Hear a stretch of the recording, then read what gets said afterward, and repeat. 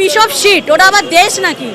আমাদের ভারতবর্ষের লোকেরা একসাথে দাঁড়িয়ে পেচ্ছাপ করে দিল, ও মানচিত্র থেকে ভেসে বেরিয়ে চলে যাবে, ওটাকে আবার দেশ বলি? বাপ বাপই থাকে।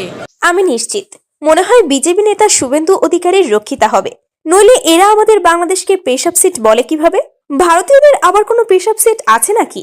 এরা তো সকাল হলে রেল লাইনের পাশে আগান বাগানে গিয়ে কাপড় উঁচু করে বসে পানির বোতল নিয়ে।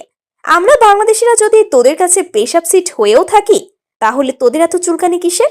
দাদারা মনে হয় তোদের চুলকানি কমাতে পারে না, তাই বাংলাদেশের ভাইদেরকে তোরা পেশাব সিট বানিয়ে তোদের ওই জিনিস দেখাতে চাস।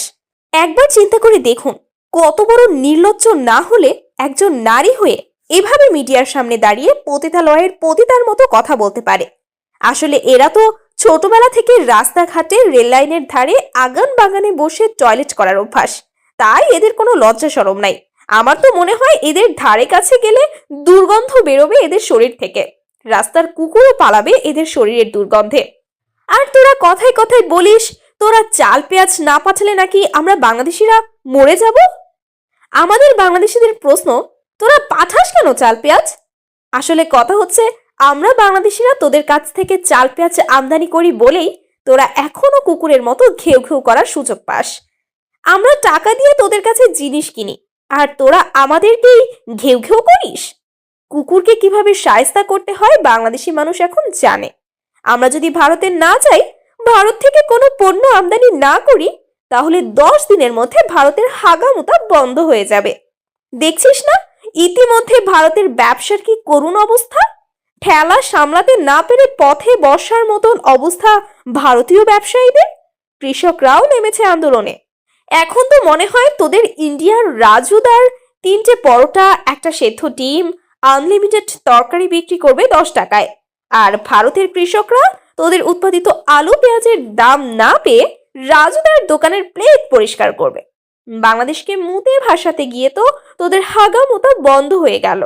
এখন কি করবি? ভারতের লম্পছম্প শেষ, নিজের গ্যাড়াকলে ভারত নিজেই ধরা। ভারতীয় পণ্য বয়কটের ডাকে মাত্র 7 দিনে পঙ্গু হয়ে গেছে কলকাতা।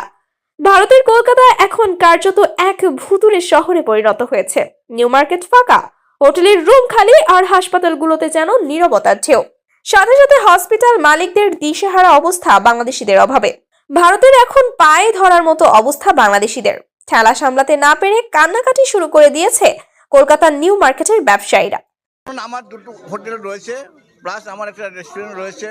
মানে মোটামুটি আমি কি বলবো, কয়েক লক্ষ টাকা আমরা এখন বর্তমানে আমি লুজিংয়ে আছি। আর হোটেল মালিকদের কি বলবো, তারা তো চাতক পাখির মতন চেয়ে থাকে কখন বাংলাদেশিরা আসবে এবং হোটেল ভাড়া দিয়ে খাবে।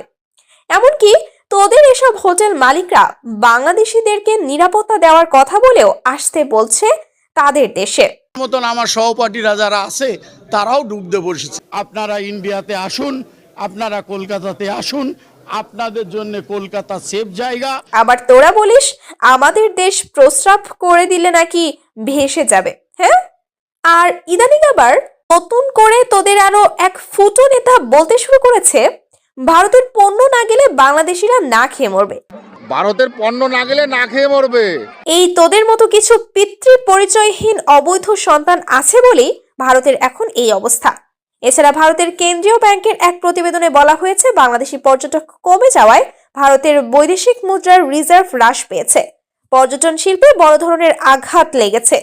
বিশেষজ্ঞরা বলছেন যদি দুই দেশের মধ্যে সম্পর্ক দ্রুত স্বাভাবিক না হয়, তাহলে ভারতের অর্থনীতি আরো বড় ধাক্কার মুখে পড়বে।